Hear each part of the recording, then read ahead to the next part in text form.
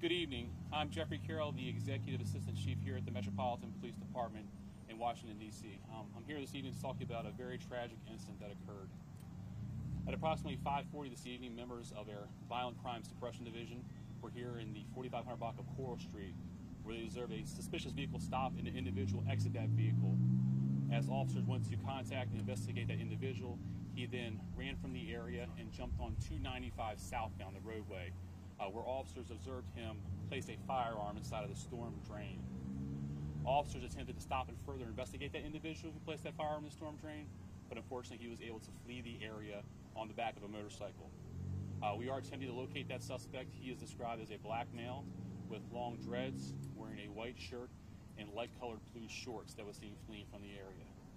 A short time later, additional officers from our Violent Crime Suppression Division were here in the area attempting to recover that firearm from the storm drain on 295.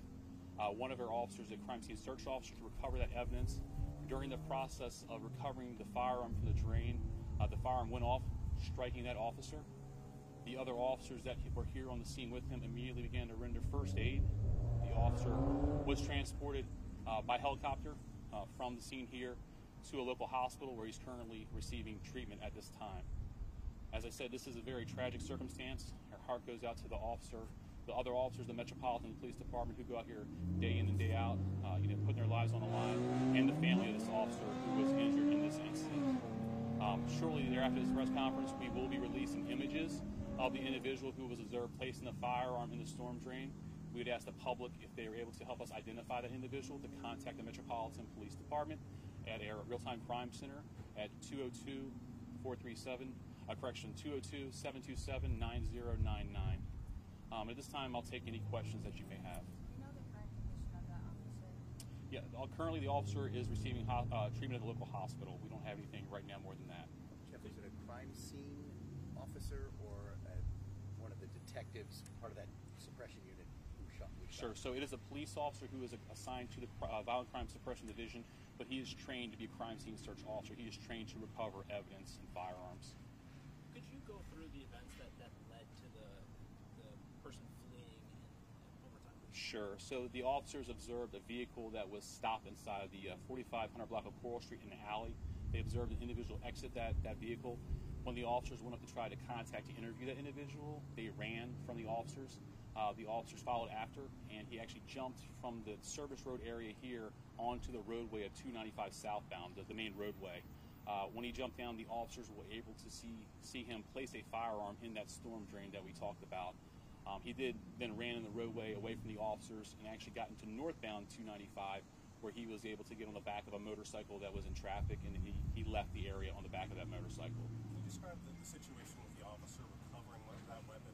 Was the officer fully down into the storm drain, reaching? Do you have any idea of that setup? That's all going to be part of the investigation. We do know at this point he was attempting to retrieve the firearm, but obviously in a situation like this, our Internal Affairs Division will come out to investigate the discharge of the firearm, as it is evidence that was being recovered. Additionally, our detectives will investigate the individual who placed the firearm inside of the storm drain and try to identify him. We do have a lot of our law enforcement partners here from both Maryland and our federal law enforcement partners. The ATF will help to process that firearm once it's recovered by DFS. Our law enforcement partners in Maryland are also assisting with traffic as it comes into the District of Columbia while we continue the process that's seen here. Can you say where the officer was shot, or did the gun just go off one time, multiple? Sure. So right now the exact number of times we don't know. That will be part of the investigation. We do know he was struck at least one time. The exact location, I'm not 100% sure. It's somewhere in the upper body area. And can you say what was suspicious about? Was he shot in the head? The initial information we get is somewhere in the upper body area. The exact location, I don't know. Are the injuries believed to be life-threatening? At this time, he's still receiving treatment at the hospital. The specific nature, I can't say to. We don't have that right now. Describe the effort from the other officers who were, I believe, instrumental in helping to save that officer.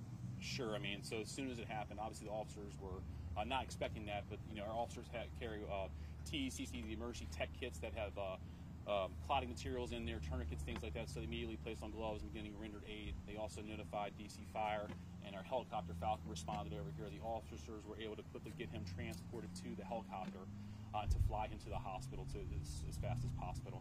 I know you had a question. Hey, Jeff, two things about the guy going out on the highway. Was he lucky he, first of all, didn't get hit by a car? Secondly, I don't know what you call it when you carjack a motorcycle.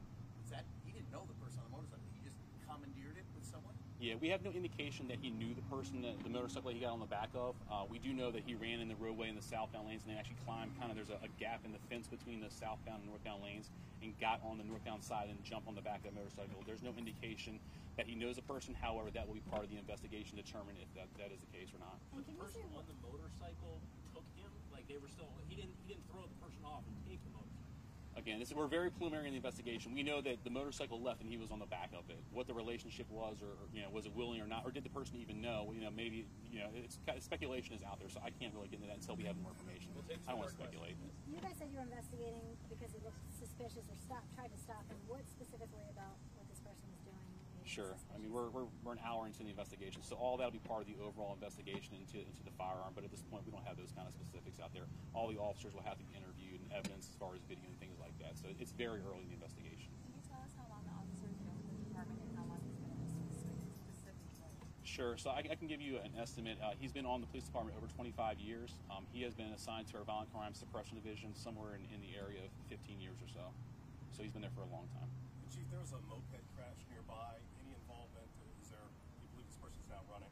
At this time, we don't have any sort of indication that they are connected. But again, this is very preliminary inside the nature now, so we don't have any information on that. All right.